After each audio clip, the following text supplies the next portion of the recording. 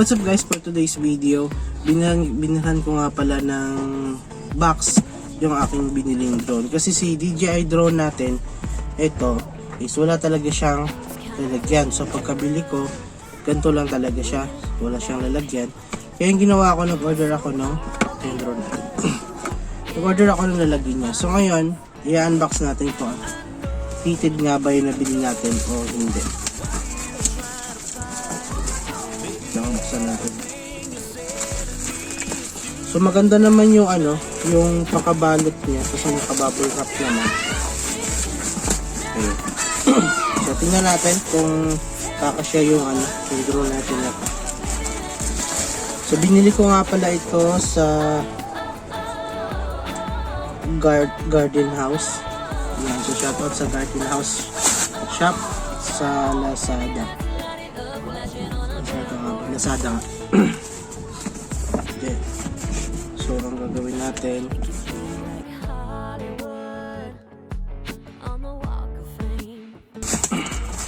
yan, so ito na guys. Yun. Yun. So ito yung, ay malaki pala. Yun.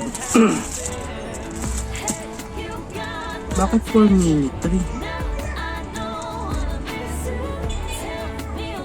DJI Mini 2 yung binili ko. Ano ba? Mini 2 nga. Mini 2 yung binili ko guys, pero yung dumating box siya ng Mini 3 for Mini 3 Pro and Mini 3. So das. So muna natin kung mag-fit din yung drone natin dito. Mahirap nito kung hindi mag-fit yung drone natin.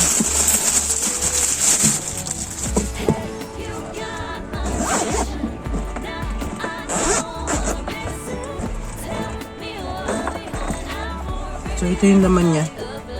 Hello. Parang ang laki masyado ng drone. Parang kalog-kalog siya sa loob. Try ko ilagay yan.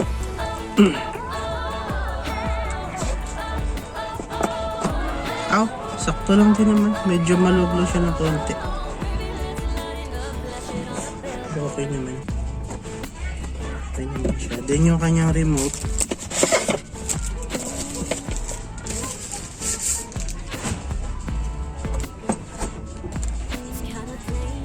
Okay naman guys. Fitted naman. So ngayon meron nang lalagyan yung ating drone. So hindi na natin siya ilalagay dito. Hindi natin siya ilalagay dito kasi meron na tayong bago niyang lalagyan. So thank you. Para saan ba to?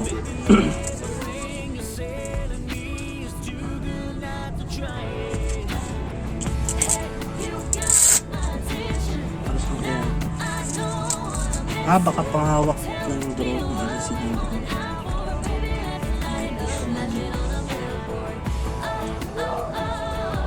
Basta wala na.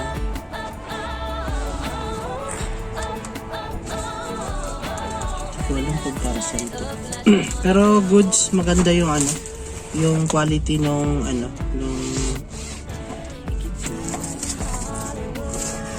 maganda yung quality niya guys.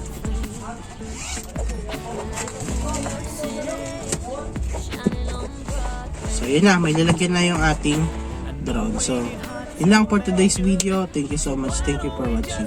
Bye.